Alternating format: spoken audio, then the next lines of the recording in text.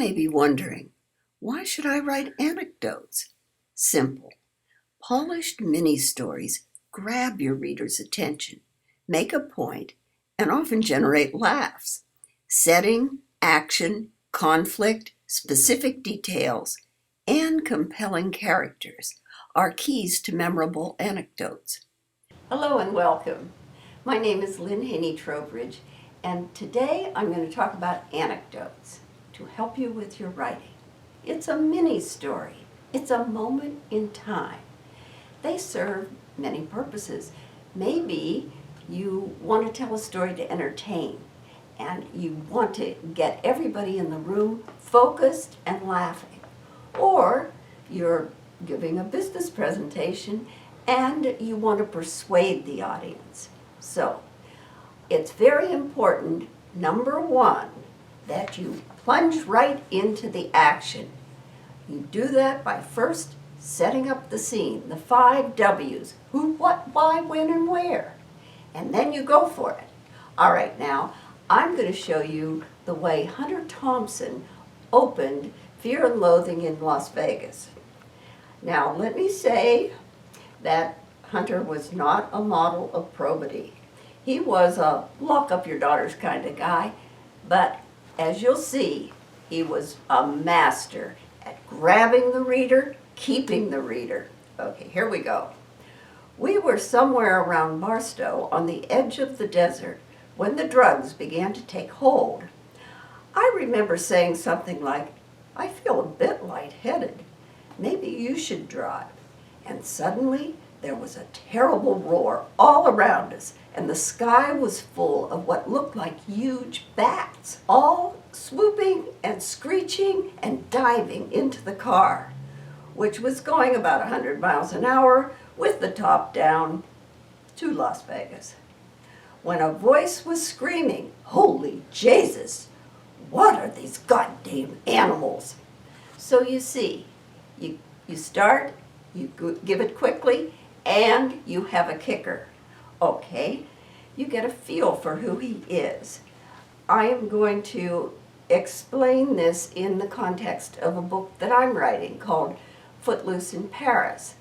I was recently invited to Paris to read from my book as part of this book, The History of Shakespeare and Company. I don't know if you're one of the few people in the Western world who never heard of Shakespeare and Company, but it is a must-see place in Paris.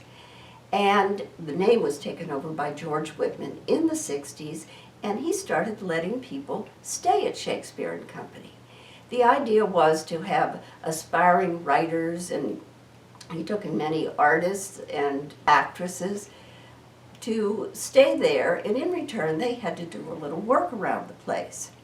Now, I happened to go there because I had taken a marvelous trip to Spain and blew all my money, and I was working for Christian Dior, and I couldn't go to my bosses and ask for an advance on my salary, so I figured, I will spend the winter at George's, and that's what I did. I arrived, and now I'll go into the story, so you'll get some of the details. I worked as an assistant vendeuse at Christian Dior on Avenue Montaigne. It paid paltry wages, but the social life was terrific. While my French employers were inclined to be sympathetic to any kind of sexual indiscretion, they would have been horrified to realize I mismanaged my money. So on a bone-chilling winter evening, I made my way to the bookstore and asked George if I could move in.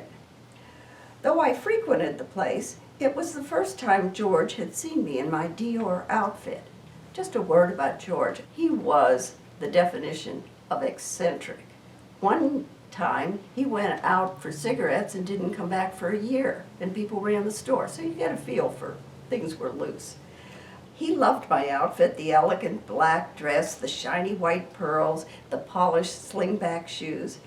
As it happened, he needed someone to step in and organize the place. And so, as he was showing me to my cubbyhole, we had these beds that were just fitted in amidst the books. He announced to the people staying there, "Lynn's an organizer. She's going to put this place in shape." Now, I've been called many things. Blithe spirit, adventure prone, scatterbrained, but never in all my life has anybody ever called me an organizer. One night, a young woman with Goldilocks ringlets and performing ambitions was standing over the stove on the first floor, stirring a pot of giant clam chowder and fortifying herself with red wine. She was singing Edith Piaf's La Vie en Rose in fractured French. Lifting the cauldron off the stove, she stumbled, and the steaming clam chowder poured down through a hole in the floor to the ground below. It was created so that a dumb waiter could be lowered with George's brownies. The chowder landed on an American socialite who was not amused when the steaming hot clams landed on her ermine coat.